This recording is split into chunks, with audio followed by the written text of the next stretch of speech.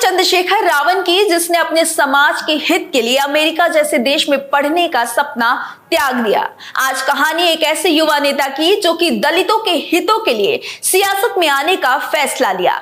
आज कहानी उसी चंद्रशेखर आजाद की, जिसने गरीब और मजलूमों की आवाज को अपनी आवाज बनाई और उनके हक की लड़ाई के लिए पहले जेल गया और फिर बंदूक की गोली को भी झेला, लेकिन कभी डरा तक नहीं।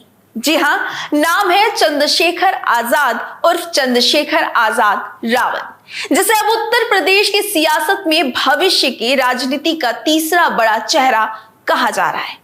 इस वीडियो में आज उसी युवा नेता की कहानी आपको बताएंगे जो तमाम संघर्षों के बाद अब संसद में शोषित और निर्बल लोगों की आवाज उठाएगा। और तो और हम आपको चंद्रशेखर आजाद के उस सियासी सफर और संघर्ष के बारे में भी बताएंगे जो शायद ही आप जानते होंगे। आपको इस वीडियो में बताएंगे कि कैसे एक साधारण सा लड़का दलितों का मसीहा बना। तो चलिए देर न करते हुए वीडियो को शुरू करते हैं।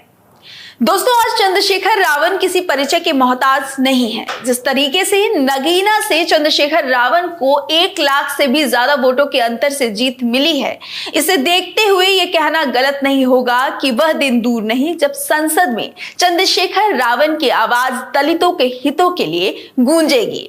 चंद्रशेखर रावण आजाद समाज पार्टी के सह संस्थापक और राष्ट्रीय अध्यक्ष है। साल 2020 में इस पार्टी की उन्होंने नींव डाली थी। चंद्रशेखर आजाद साल 2017 में पहली बार सुर्खियों में तब आए थे जब सहारनपुर के शब्बीपुर गांव में हुई जाति हिंसा में उनका नाम आया था और रसूखा के तहत करीब 16 महीने जेल में वो रहे थे। चर्चा में आने की वजह सिर्फ जाति संघर्ष थी। यहीं से चंद्रशेखर का चेहरा लोगों के सामने आया। चंद्रशेखर आजाद का जन्म 3 दिसंबर साल 1986 में सहारनपुर स्थित खड़कौली गांव में हुआ था। उनके पिता का नाम गोवर्धन दास था और वो सरकारी स्कूल में शिक्षक थे। मां कमलेश देवी गृहिणी हैं और वह 5 भाई बहन हैं।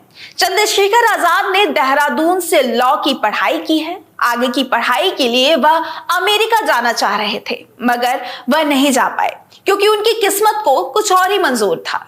चंद्रशेखर आजाद जब एक दिन सहारनपुर में अपने पिता को अस्पताल लेकर इलाज करवाने गए तो इलाज के दौरान उन्होंने देखा कि कुछ दलितों पर अत्याचार हो रहा है, जिसके बाद वो अत्याचार देखकर काफी निराश हुए। फिर वहीं से उन्होंने प्रण लिया कि अब वह कभी अमेरिका पढ़ने नहीं जाएंगे और भारत में ही रहकर दलितों के लिए आवाज उठाएंगे, जिसके बाद वह समाज सेवी बन गए। अपने एक इंटरव्यू में चंद्रशेखर बताते हैं कि स्कूल में पढ़ाई के दौरान उन्हें काफी भेदभाव का सामना करना पड़ता था। मसलन स्कूल में पीने के पानी का ही एक नल हुआ करता था और वहां दलित समुदाय के बच्चों को लाइन लगानी पड़ती थी।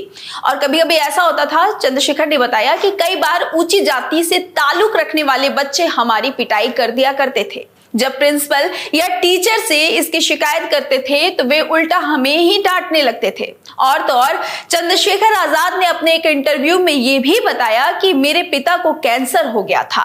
मैं उन्हें एम्स में भर्ती कराना चाहता था, लेकिन ना तो मेरी कोई पहुंच थी और ना ही सिफारिश।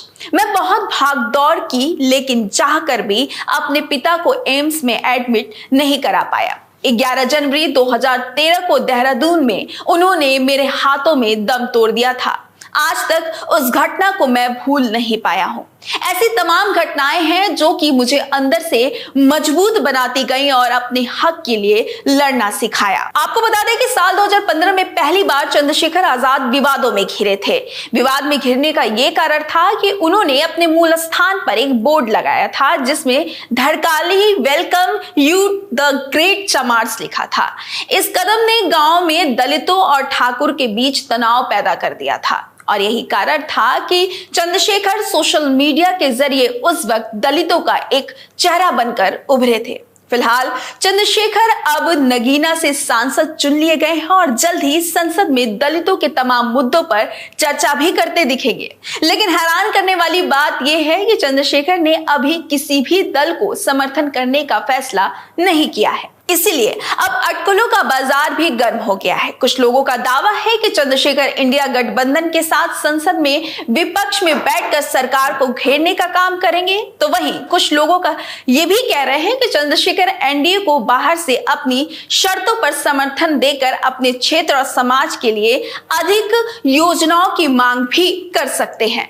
जो भी होगा अगले 1-2 दिन में आपको पता ही चल जाएगा। लेकिन यथार्थ सत्य यह है कि देश में बीजेपी की सरकार दोबारा बन गई है और 2027 के विधानसभा चुनाव को महज 3 वर्ष और बाकी हैं।